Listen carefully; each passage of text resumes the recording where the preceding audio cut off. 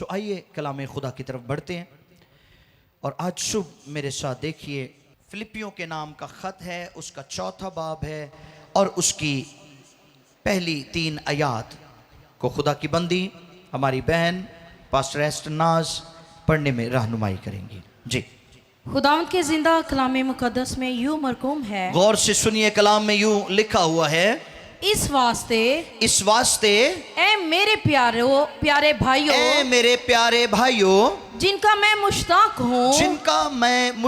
हूँ, जो मेरी खुशी और ताज हो, ए प्यारो खुदावंद में इसी तरह कायम रहो। मैं युद्धविया को भी नसीहत करता हूँ और सुनथके को भी जी कि वो खुदावंद में यकदिल रहें और ए सच्चे हम खिदमत तुझसे मैं दरख्वास्त करता हूँ कि तू उन औरतों की मदद कर, क्योंकि उन्होंने मेरे साथ खुशखबरी फैलाने में क्लमेनियस और मेरे उन बाकी हम खिदमतों समेत जान फशानी की, जिनके नाम किताबे हयात में दर्ज हैं। कलाम खुदा के पढ़े और सुने जाने पर खुदा की बरकत हो। एक आवाज में कहेंगे आमीन। आज का जो उन्वान है, टॉपिक है, वो है किताबे हयात में दर्ज नाम। क्या टॉपिक है आज का? किताबे हयात में, और इसका सब टाइटल आप कह सकते हैं बर्रे की किताबे हयात, the book of life of the lamb और the lamb's book of life. पौलुस इस बाब में फिलिप्पे की कलीसिया के साथ गहरी मोहब्बत का इजहार करते और अपने हम खिदमत भाइयों और बहनों की तारीफ करते हैं जिनका ताल्लुक इसी कलीसिया के साथ था। पौलुस ने इस कलीसिया को 50 से 51 मीम में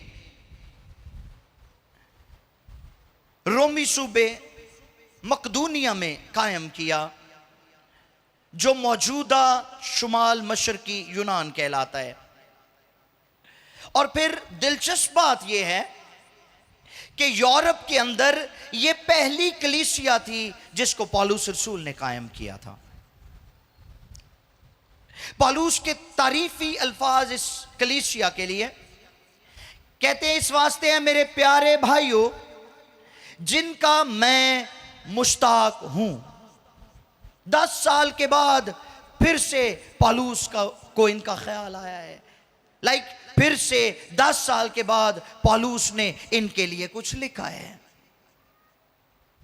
और इनकी तारीफ की है और कहता है, इस वास्ते है मेरे प्यारे भाइयों जिनका मैं मुश्ताक हूं, जो मेरी खुशी और ताज हो। कितनी खुशी होगी पौलुस के अंदर इस कलीसिया के लिए, कितना दिल शादमान होगा खुदा के बंदे का इन ईमानदारों के लिए, इनकी रूहानी रफ्तार के लिए जो दिन ब दिन तेज होती चली जा रही थी मसीह की खातिर। और फिर पौलुस ने कहा है, प्यारो खुदावन में इसी तरह कायम रहो। यह बड़ी खास बात है। तारीफ भी की है और नसीहत भी की है। तारीफी अल्फाज में पौलुस ने कहा है, तुम मेरी खुशी हो और मेरा ताज हो। हालेलुया। और अगली बात नसीहत की है, और नसीहत में पौलुस ने इस कलीसिया को एक बड़ी खास बात यह कही कि ऐ प्यारो खुदावंद में इसी तरह से कायम रहो, क्योंकि 10 साल पहले जो बीज पौलुस ने इस कलीसिया के अंदर बोया था, अब वो मैच्योरिटी की तरफ जा रहा था। अब उनका ईमान मैच्योरिटी पकड़ रहा था और पौलुस ने उनको नसीहत की है कि इसी तरह कायम रहो। और कायम रहने के लिए जो यूनानी जुबान का लफ्ज यहां पर इस्तेमाल हुआ है वो है स्टेको। स्टेको इंग्लिश में इसको कहेंगे स्टैंड फास्ट और स्टैंड फास्ट,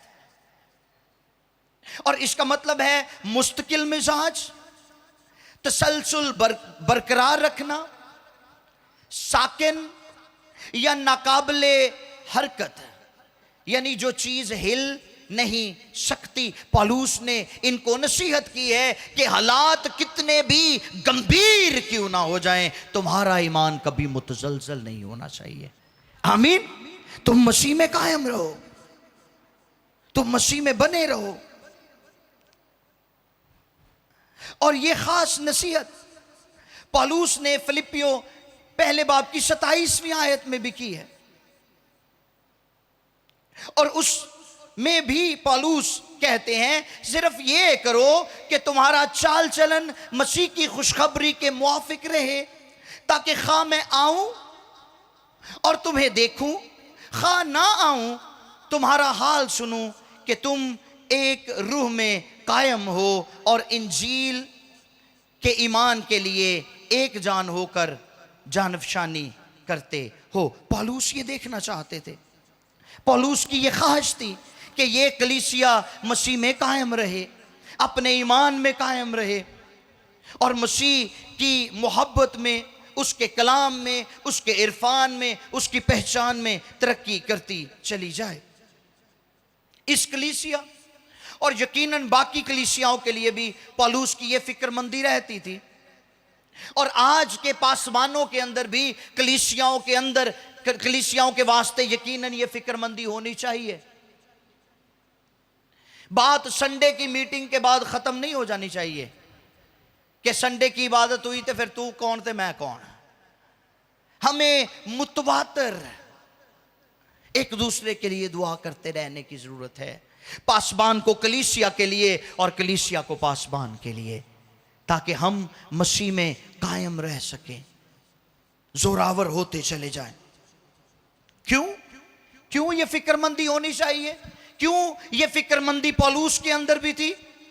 क्योंकि इब्लीस जो खुदा का दुश्मन है वो खुदा के लोगों का भी दुश्मन है, और पौलुस की यह फिक्रमंदी थी कि कहीं वो उनके अंदर से ईमान को चुरा ना ले।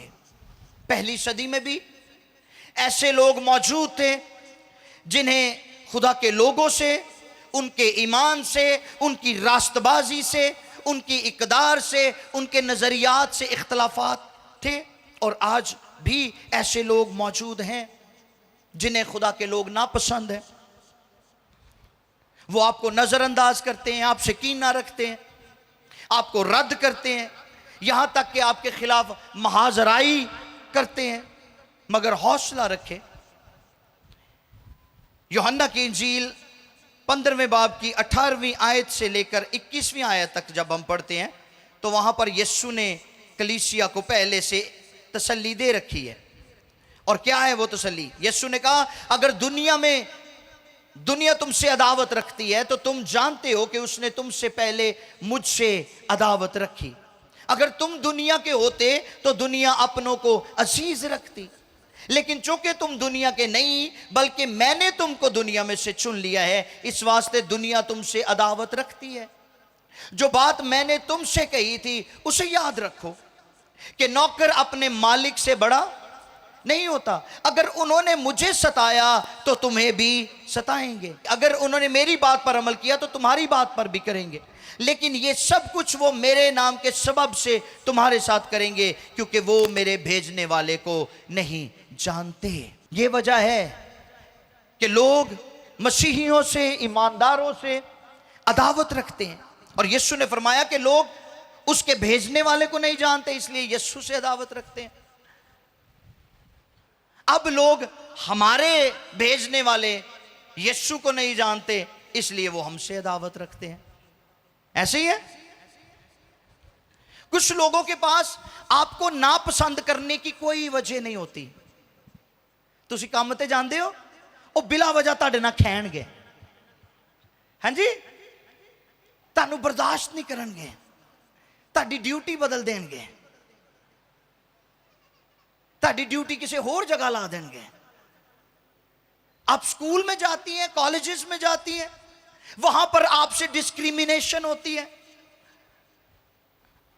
कोशिश की जाती है कि आपको आगे ना बैठने दिया जाए। यह डिस्क्रिमिनेशन क्यों है? इसकी कोई वजह नहीं है, उनके पास कोई सॉलिड रीजन नहीं है कि वो पेश कर सकें कि क्यों ऐसा है। इसकी एक वजह मैं आपको बताता हूं। डेंजल वाशिंगटन, उनकी एक स्टेटमेंट कहते हैं, some people don't like you because your spirit irritates their demons. Denzel Washington की यह बड़ी खूबसूरत स्टेटमेंट है, बड़ा खूबसूरत बयान है। वो कहते हैं कुछ लोग आपको इसलिए नापसंद करते हैं, कुछ लोग आपसे इसलिए चिढ़ते हैं क्योंकि आपकी रूह उनकी बदरूहों को सताती है। यह वजह है कि लोग आपसे नफरत करना शुरू हो जाते हैं, क्योंकि उन्होंने अंदर दियां बदरूहां बर्दाश्त नहीं कर सकदियां ताड़ी रूह नूं, आपकी स्पिरिट को। इसलिए बेदिल होने की जरूरत नहीं है, मायूस होने की जरूरत नहीं है, अफसुर्दा होने की जरूरत नहीं है, बल्कि ईमान में कायम रहने की जरूरत है। ये नसीहत पौलुस ने इस कलीसिया को की है, और ना सिर्फ इस कलीसिया को बल्कि करंथियों के ईमानदारों के साथ भी पौलुस ने यह बात करते हुए उनको नसीहत की। पहला करंथियों 16वां बाब और उसकी 13वीं आयत। पहला करंथियों 16वां बाब 13वीं आयत में लिखा है, जागते रहो, ईमान में कायम रहो, मर्दानगी करो, मजबूत रहो। आमीन। और ये हमें करना है इस दुनिया में रहते हुए, हमें ईमान में कायम रहना है। जितनी मर्जी डिस्क्रिमिनेशन होए, जितना मर्जी लोग आपको बुरा भला कहें, आपको ईमान में कायम रहने की जरूरत है। दूसरी नसीहत क्या है? दूसरी नसीहत में पौलुस दो खवातीन से मुखातिब हुए हैं, युवदिया और सुन्तखे को। क्या कहते हैं पौलुस? कहते हैं मैं युवदिया को यह नसीहत करता हूं और सुन्तखे को भी कि वो खुदावंद में यक दिल रहें। यह नसीहत दो मसीही बहनों, दो मसीही खिदमत गुजार खवातीन को दी गई, उनकी हौसला अफजाई की गई, जो खिदमत का बोझ रखती थी। और उनको पौलुस ने कहा कि वो बेदिल ना हो बल्कि यकदिल रहें। और आज मैं उन बहनों की भी हौसला अफजाई करना चाहता हूं इस प्लेटफॉर्म से, जो खिदमत का बोझ रखती हैं मगर उनको मुश्किलात का सामना है, उनकी मुखालफत की जाती है, मुआशरे में उनकी खिदमत को दबाया जाता है, लोग पसंद नहीं करते कि वो स्टेज पर आकर सिखाएं, कलाम सुनाएं। मैं आपका हौसला बढ़ाना चाहता हूं कि आप ईमान में कायम रहें, यकदिल होकर उस काम को जारी और सारी रखें जो काम खुदावंद यीशु ने आपको दिया है। Hallelujah, yes. जो पौलुस ने इन्हां भैणां नूं भी कहंदे होणगे कि तुहानूं किन्ने कह दिता तुसीं भी मुनादी करनी है? हाँ जी, औरतों को किसने राइट दे दिया है? ते जे औरतां बाकी सारे काम कर सकदियां ने ते फिर औरतां मुनादी क्यों नहीं कर सकदियां? Right, yes, hallelujah. अब इसके साथ साथ पौलुस ने कुछ और ईमानदारों का भी जिक्र किया है, कुछ और भाइयों का भी जो उसके हम खिदमत थे, और उनके बारे में भी पौलुस ने कहा है कि उनकी भी मदद की जाए, खवातीन की भी की जाए और उनकी भी मदद की जाए ताकि वो जानफशानी से खिदमत का काम अंजाम दे सके। अब वजह क्या थी? क्यों इतना कंसर्न्ड है पौलुस इनके बारे में? क्यों इतनी फिक्र रखता है पौलुस अपने हम खिदमत भाइयों के लिए भी और हम खिदमत बहनों के लिए भी? अगली बात पौलुस ने वहां की है, कहता है जिनके नाम किताबे हयात में दर्ज है। वजह क्या है फिक्रमंदी की? कि उनके नाम किताबे हयात में दर्ज है। ते जिदा ना किताबे हयात च लिखिया गया ओदी इज्जत करना ते ताड़ा हक बनता है। हालेलुया। उसके लिए दुआ करना आपका हक बनता है, जिसका नाम खुदा ने किताबे। और पौलुस इतने कॉन्फिडेंस से ये बात क्यों कर कह सकते हैं? बड़े कॉन्फिडेंस के साथ पौलुस ने यह लिखा है कि जिनके नाम किताबे हयात में दर्ज हैं। आज हम इसके बारे में सीखेंगे। किताबे हयात क्या है, इसमें नाम दर्ज कैसे होते हैं, इसमें नाम दर्ज किनके होते हैं, और इनमें इस किताब में नाम दर्ज कब होते हैं। ओके, ये तमहीद बांधी थी पहले मैंने कि कायम रहने की वजह क्या है। आइए देखते हैं। किताबे हयात मुकाशफा की किताब के अलावा पूरे नए ऐदनामा में ये एक ही हवाला है, फिलिपियों 4:3, जहां हमें किताबे हयात का जिक्र मिलता है। इसके अलावा मुकाशफा की किताब में 7 दफा किताबे हयात का जिक्र मौजूद है। लिख ले इसको। पौलुस ने भी इस किताब का जिक्र किया और यीशु मसीह के शागिर्द यूहन्ना ने भी इसका जिक्र किया, किताबे हयात का।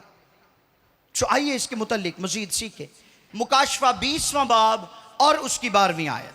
फिर मैंने अपने छोटे बड़े सब मुर्दों को, सुने, फिर मैंने अपने छोटे बड़े सब मुर्दों को, जी, छोटे बड़े सब मुर्दों को उस तख्त के सामने खड़े हुए देखा और किताबें खोली गईं। सुने क्या लिखा है, और किताबें खोली गईं। बोले मेरे साथ, किताबें क्या खोली गईं? मेरे भाई भी दलेरी से कहेंगे क्या खोली गईं? किताबें। याद रखियो जरा इस गाल नू, किताबें खोली गईं। फिर एक और किताब खोली गई, फिर एक और किताब खोली गई, यानी किताबे हयात, यानी किताबे हयात। और जिस तरह उन किताबों में लिखा हुआ था, उन किताबों में लिखा हुआ था, उनके अमाल के मुताबिक मुर्दों का इंसाफ किया गया, मुर्दों का इंसाफ किया गया। क्या खोली गई? किताबें खोली गई। और लिखा है फिर एक और किताब खोली गई, यानी किताबे हयात। जरा गौर करें इस बात पर कि आसमान में खुदा के पास एक पूरी लाइब्रेरी मौजूद है। वाह, एक पूरी लाइब्रेरी खुदा के हुजूर में मौजूद है, जिसमें मुख्तलिफ किताबें हैं। और उनमें से एक किताब जिसका नाम बताया गया है, जिसका जिक्र मौजूद है, वो किताबे हयात है। और ये किताबे हयात वो वाहिद किताब है सारी किताबों में से जिसका नाम बताया गया है।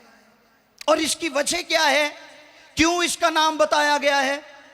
मुकाशफा 21वां बाब और उसकी 27वीं आयत के मुताबिक ये किताब बर्रे की किताब है, इसलिए इसका नाम बताया गया है। यह बर्रे की किताब हयात है। इसका ताल्लुक खुदा के बेटे यीशु के साथ है। यूहन्ना बपतिस्मा देने वाले ने यीशु के बारे में फरमाया, यूहन्ना पहला बाब 29वीं आयत, देखो ये खुदा का बर्रा है जो दुनिया का गुनाह उठा ले जाता है। मुकाशफा की किताब में यीशु के लिए यह टाइटल बर्रा 28 मरतबा इस्तेमाल हुआ है। कितनी मरतबा? 28 मरतबा। और मुकाशफा की किताब में यीशु का खुद को बर्रा कहलाना इसलिए लाजमो मलजूम था ताकि दुनिया और कौमों पर यह भेद खुल जाए कि यीशु ही वो अफजल कुर्बानी है जिसने खुदा बाप की मर्जी को पूरा करके निजात का काम मुकम्मल किया है। आमीन। इसलिए यह किताब यीशु से मंसूब है। किताब हयात का ताल्लुक यीशु अल मसीह के साथ है और इसमें लिखे हुए नाम उन लोगों के हैं जो आसमान पर हमेशा खुदावंद के साथ जिंदा रहेंगे, जिंदगी बसर करेंगे। इस किताब के अंदर मुर्दों का अंदराज नहीं होता, जिंदों का अंदराज होता है। और जिंदा पता कौन है?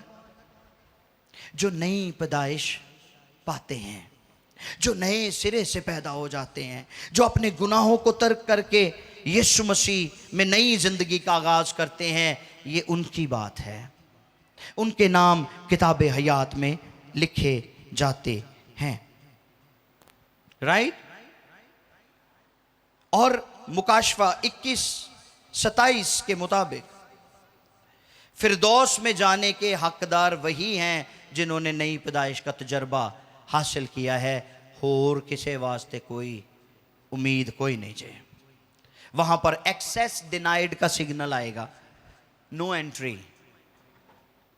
हाँ जी, एक्सेस डिनाइड, नो एंट्री। जिन्नियां मर्जी कोशिशां कर लो, जिन्नियां मर्जी देगा चढ़ा लो, जिन्ने मर्जी चढ़ावे चढ़ा लो, जो मर्जी कर दे जाओ। नो, यीशु ने कहा राह, हक और जिंदगी कोई मेरे वसीले के बगैर। हालेलुया। तो जो यीशु मसीह में नई जिंदगी पाता है उनके नाम किताब हयात में लिखे जाते हैं।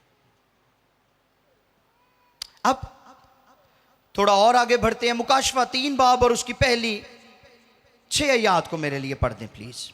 और सरदीस की कलीसिया के फरिश्ता को ये लिख, और सरदीस की कलीसिया के फरिश्ते को ये लिख कि जिसके पास खुदा की 7 रूहें हैं, खुदा की 7 रूहें हैं और 7 सितारे हैं, और 7 सितारे हैं, वो ये फरमाता है, कि मैं तेरे कामों को जानता हूँ, मैं तेरे कामों को जानता हूँ कि तू जिंदा कहलाता है, तू जिंदा कहलाता है और है मुर्दा, जागता रह, और उन चीजों को जो बाकी हैं, और जो मिटने को थी, मजबूत कर, क्योंकि मैंने तेरे किसी काम को अपने खुदा के नजदीक पूरा नहीं पाया। बस याद कर कि तूने किस तरह तालीम पाई और सुनी थी और उस पर कायम रह और तौबा कर। और अगर तू जागता ना रहेगा तो मैं चोर की तरह आ जाऊंगा। तो खुदावंद फरमाते मैं चोर की तरह आ जाऊंगा और तुझे हरगिज मालूम ना होगा कि किस वक्त तुझ पर आ पड़ूंगा। अलबत्ता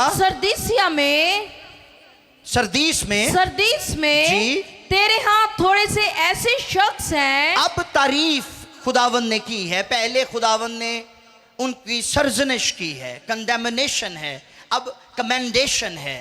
पहले उनकी सर्जनिश की है और अब उनकी तारीफ शुरू हो गई है। तुम में कुछ लोग, अलबत्ता सरदीस में जी, मैं तेरे हाथ थोड़े से ऐसे शख्स हैं, तेरे हाथ थोड़े से ऐसे शख्स हैं जिन्होंने अपनी पोशाक आलूदा नहीं की। वो सफेद पोशाक पहने हुए मेरे साथ सैर करेंगे। हालेलुया। क्योंकि वो इस लायक हैं जो गालिब आए उसे इसी तरह सफेद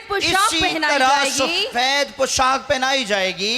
और मैं उसका नाम किताब हयात से हरगिज ना काटूंगा, बल्कि अपने बाप और उसके फरिश्तों के सामने उसके नाम का इकरार करूंगा। जिसके कान हो वो सुने कि रूह कलीसियाओं से क्या फरमाता है।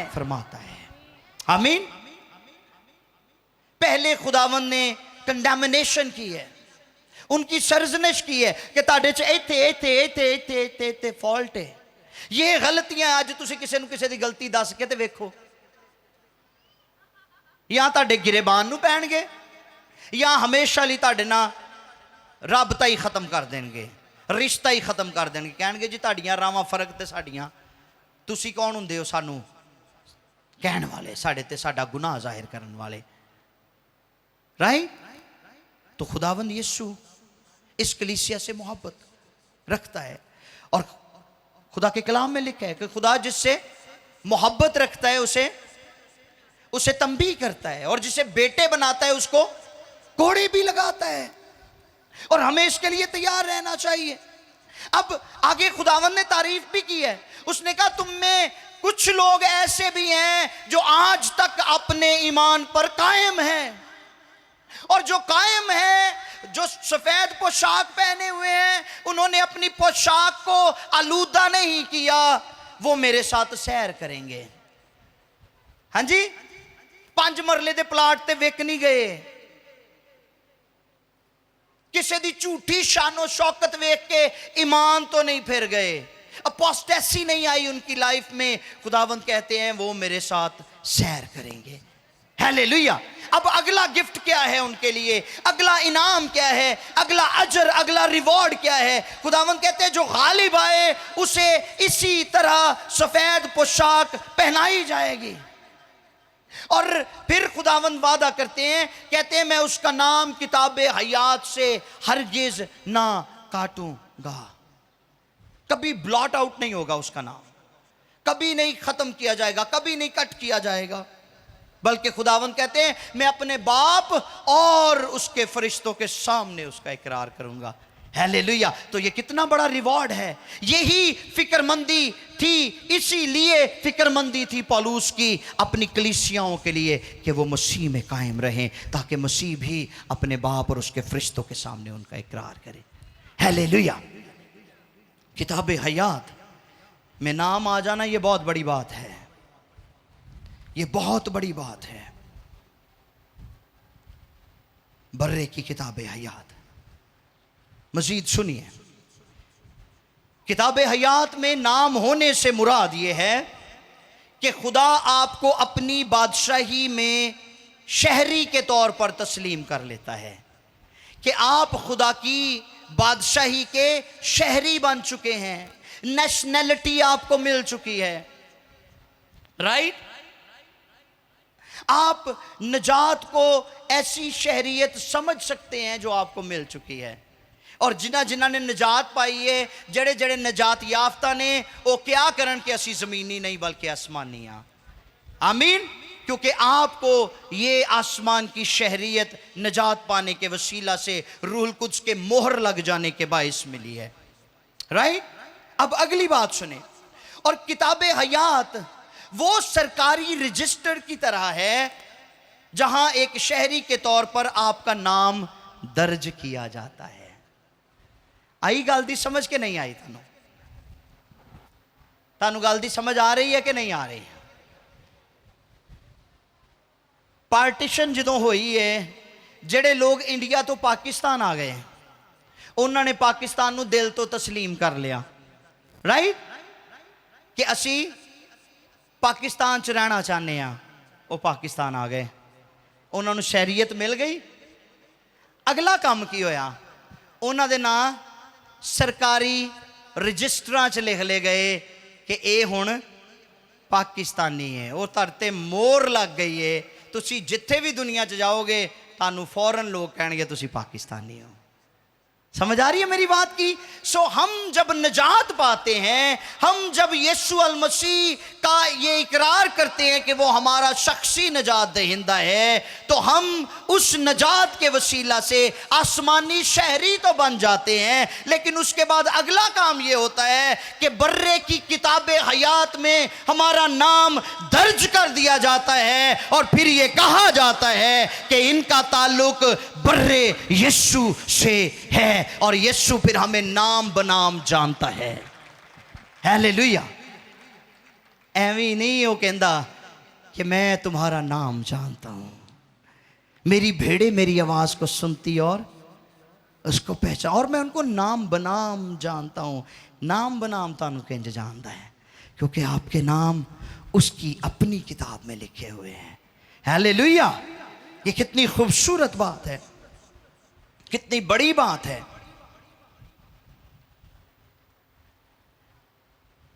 ये दोनों बातें, नजात और किताब हयात में मुंदरज नाम, ये दोनों एक ही अब्दी तहफ्फुज को बयान करने के दो तरीके हैं। यानी कह लो एक सिक्के दे दो रुख ने। यानी आप उसके फजल से बच गए और वो आपको आपके नाम से जानता है। अगर आप इसके लिए हवाला लिखना चाहते हैं तो लिख लें, यसाया 43वां बाब और उसकी पहली आयत, और खरूज 33वां बाब और उसकी 12वीं आयत मुकद्दसा। जब मैं इस पैगाम को तैयार कर रहा था गुजरी रात, तो एक सवाल मेरे जहन में आया और मैंने इसको इस तरह से फील किया कि शायद ये सवाल जो मेरे दिल में उठा है, ये कलीसिया का भी सवाल होगा, ये लीडरशिप का भी सवाल होगा कि अगर यीशु मसीह पर ईमान लाकर यीशु मसीह को शख्सी निजात दहिंदा कबूल करके निजात में शामिल होकर हमारे नाम किताब हयात में लिखे जाते हैं, तो फिर पुराने अहद के लोग मसीह की ज़मीनी जो आमद थी और सलीबी मौत थी, वो उससे सैकड़ों साल पहले गुजर चुके थे, तो उनके नाम किताब हयात में क्यों कर लिखे गए? है ना सवाल, सोचने वाली गल है कि नहीं? असी जो दावेदार हाँ कि जो मसीह यीशु पर ईमान लाता है, उसकी नजात पर, उसके कफारे पर, उसके मुर्दों में से जी उठने पर, और इस बात पर कि वो किबरिया की दानी तरफ बैठा और बहुत जल्द कलीसिया को लेने के लिए आ रहा है, यही हमारा ईमान है ना। तो अगर हम ये ईमान रख कर ये भी ईमान रखते हैं कि हमारे नाम किताब हयात में लिख दिए गए हैं, तो फिर पुराने अहद के लोग तो मसीह की ज़मीनी आमद से पहले हो गुजरे, मसीह की सलीबी मौत से पहले हो गुजरे, वो भी दावेदार हैं। आप देख लें खरूज 32वां बाब और उसकी 32वीं आयत में खुदा के बंदा मूसा ने खुदा से कहा, खरूज 32:32, अगर तू इनका गुनाह मुआफ कर दे तो खैर, वरना मेरा नाम उस किताब में से जो तूने लिखी है मिटा दे। मूसा दावेदार था कि मेरा नाम किताब हयात में लिखा हुआ है। अगली बात, दानियल 12वां बाब और उसकी पहली आयत, उस वक्त तेरे लोगों में से हर एक जिसका नाम किताब में लिखा होगा रिहाई पाएगा। ज़बूर 69 उसकी 28वीं आयत, ज़बूर 69 उसकी 18वीं आयत में बादशाह दाऊद ने फरियाद की कि उनके नाम किताब हयात से मिटा दिए जाएं और सादिकों के साथ मुंदरज ना हो। पुराने अहद के अनबिया, पुराने अहद के ईमानदार दावेदार थे, वो किताब हयात से वाकिफ थे, वो किताब हयात को जानते थे, उन्होंने इसका जिक्र किया है। मूसा जो नबियों में कदावर नबी हैं, उन्होंने दावा किया कि मेरा नाम किताब हयात में लिखा हुआ है। ये कैसे हुआ? ये कैसे हुआ? ये एक बड़ा भेद है जिसे जानने की जरूरत है। उनकी नजात भी मसीह ही के वसीले से हुई, बस फर्क वक्त और सम्मत का है। हम चूंकि वक्त की कैदोबंद में हैं, हम माजी हाल मुस्तकबिल को लेकर चलते हैं, मगर खुदा वक्त की हदूद से आजाद है। मुकाशफा 13वां बाब और उसकी 8वीं आयत को खुदा की बंदी पढ़ने में रहनुमाई करेंगी। और जमीन के वो सब रहने वाले जिनके नाम उस बर्रा की किताबे हयात में लिखे नहीं गए जो बनाए आलम के वक्त से ज़िबा हुआ है, उस हैवान की प्रस्तिश करेंगे। सुन रहे हैं? खुदा की निगाह में, खुदा की नजर में मसीह का कफारा कायनात की तख्लीक से पहले ही तय शुदा था, यकीनी था। इसलिए जब पुराने अहद के अनबिया, पुराने अहद के ईमानदार, उन्होंने खुदा पर ईमान रखा, उस पर तवक्कुल किया, उसका भरोसा किया, तो खुदा मसीह के होने वाली कुर्बानी के क्रेडिट में उनको रास्तबाज ठहरा देता था। समझिए इस बात को। मसीह का कफारा खुदा की नजर में कायनात बनने से पहले यकीनी था, तयशुदा था। और पुराने अहद के ईमानदार जब वो खुदा पर ईमान लाते तो यीशु मसीह के उस होने वाले कफारे के क्रेडिट में इन एडवांस खुदा उनको रास्तबाज ठहरा देता था। बात बारीक है, मैच्योर है, समझने की है, इसलिए गौर करिए इस चीज पे। पुराने अहद के लोग शरीयत के अमाल या जानवरों के खून के वसीले से निजात नहीं पाते थे। नो, उनकी निजात अमाल या जानवरों के खून से नहीं थी। क्यों? क्योंकि इब्रानियों का मुसन्निफ कहता है 10वां बाब और उसकी 4थी आयत, क्योंकि मुमकिन नहीं कि बैलों और बकरों का खून गुनाहों को दूर करे। वो जानवरों की कुर्बानियां महज इस बात के इकरार के लिए करते थे कि वो गुनहगार हैं और उन्हें एक निजात दहिंदा की जरूरत है। उनकी निजात का असल सबब उनका ईमान ही था। और रोमियो 4 बाब में एक मिसाल दी गई है कि अब्राहम खुदा पर ईमान लाया और ये उसके लिए रास्तबाजी गिना गया। पुराने अहद के अनबिया, पुराने अहद के ईमानदार, वो फकत खुदा पर ईमान रखते थे और इसके साथ साथ मसीह की आमद के मुंतज़िर थे। और ये चीज़ उनको रास्तबाज ठहराती थी। उनका ये अमल उनको रास्तबाज, उनका ये ईमान उनको रास्तबाज ठहराता था। राइट? पुराने अहद के लोग मुस्तकबिल की तरफ देखते थे कि खुदा अपना वादा पूरा करेगा और मसीह को भेजेगा। हम माजी की तरफ देखते हैं कि यीशु आ चुका है और उसने कुर्बानी दे दी है। इतना का फर्क है। हम नए अहद में आकर बच गए हैं और हमारे नाम किताबे हयात में लिखे गए हैं। उनके नाम किताबे हयात में इसलिए लिखे गए थे क्योंकि वो मुस्तकबिल की तरफ देखते थे कि हमारा निजात दहिंदा आएगा और हमें बचाएगा। तो खुदा इस बिहाफ पर उनके नाम किताबे हयात में रकम कर देता था इन एडवांस, ईमान लाने के बायस।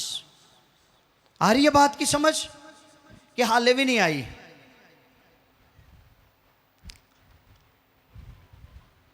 दोनों का मरकज एक ही है, खुदा का वादा और मसीह का कफारा। इस बात को थोड़ा सा मैं और कोशिश करता हूं कि आपको आसान तरीके से समझाऊं, इसके बाद हम दुआ करेंगे। ये आखिरी बात है। पुराने अहद के लोग जैसे क्रेडिट कार्ड इस्तेमाल किया जाता है ना, पता है किसे क्रेडिट कार्ड था?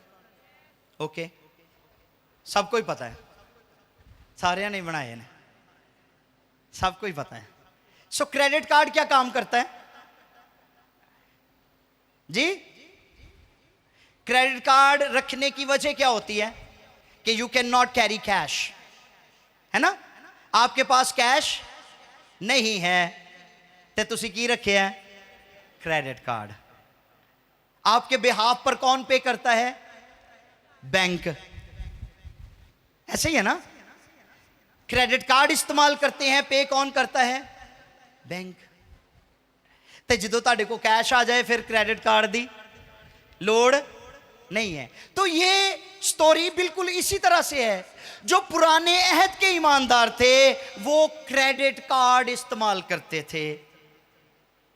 उनका ईमान ये होता था कि हमारा निजात दहिंदा आएगा, मसीह आएगा और हमें बचाएगा, क्योंकि खुदा ने वादा कर रखा है कि वो निजात दहिंदा भेजेगा और हमें अबदी खलासी मिलेगी, हमें अबदी छुटकारा मिलेगा। और उस बात को लेकर वो फ्यूचर में ईमान रखते थे, वो मुस्तकबिल पर ईमान रखते थे कि खुदा ऐसा करेगा। और उनके इस ईमान को लेकर खुदा ना सिर्फ उनको रास्तबाज ठहराता बल्कि उनके नाम भी किताब हयात में लिख देता।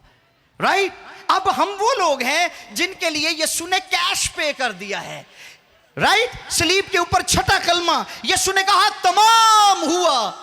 यूनानी जुबान का लफ्ज तलस्ताए, और तलस्ताए का मतलब है ऑल इज पेड, सारा दाम चुक गया, तमाम हुआ, सारे दा सारा मोल दे दिता, सारी कीमत अदा कर दी गई। यीशु मसीह ने हमारे लिए कैश देकर हमारी भी जान छुड़ा दी, पिछलियां दी भी छुड़ाती। हालेलुया। साडा भी कर्जा लथ गया, पिछलियां दा भी लथ गया। अब देखें कितना बड़ा काम यीशु ने किया है। सलीब के ऊपर जान दी है और सारी दुनिया का कफारा जो रुए जमीन के ऊपर थे। और जब यीशु मसीह ने अपनी जान दी है, कहा बाप मैं अपनी रूह तेरे हाथों में सौंपता हूं, तो वो नीचे के इलाके में उतरा है। और वहां जाकर वो जो मुंतजिर थे, वो जेड़े क्रेडिट कार्ड पे बैठे सी, खुदावंद ने उन्होंने भी काट के बाहर ले आंदा है। हालेलुया। ये है हमारा खुदावंद। सो ईमानदार के लिए ये जमानत है कि वो अबदी जिंदगी का वारिस भी है और अबदी जिंदगी के रजिस्टर्ड में उसका नाम भी मुंदरज है। तो ये कितनी खुशी की बात है। राइट? इसलिए हुण तुसी डबल खुशी करया करो। डबल खुशी क्या है कि मैं रास्तबाज भी हूं, मैं नजात याफ्ता भी हूं और मेरा नाम भी किताब हयात में लिखा है, जिसे कोई ब्लॉट आउट नहीं कर सकता, जिसे कोई मिटा नहीं सकता, जिसे कोई वहां से खारिज नहीं कर सकता। लेकिन उसके लिए हमें खुदावंद के साथ वफादार और कायम रहने की ज़रूरत है। और फिर उसका वादा है कि जो जान देने तक वफादार रहेगा मैं उसको ज़िंदगी का ताज भी दूंगा। आमीन। आइए सरों को झुकाएं, आंखों को बंद करेंगे। Thank you Jesus. हालेलुया।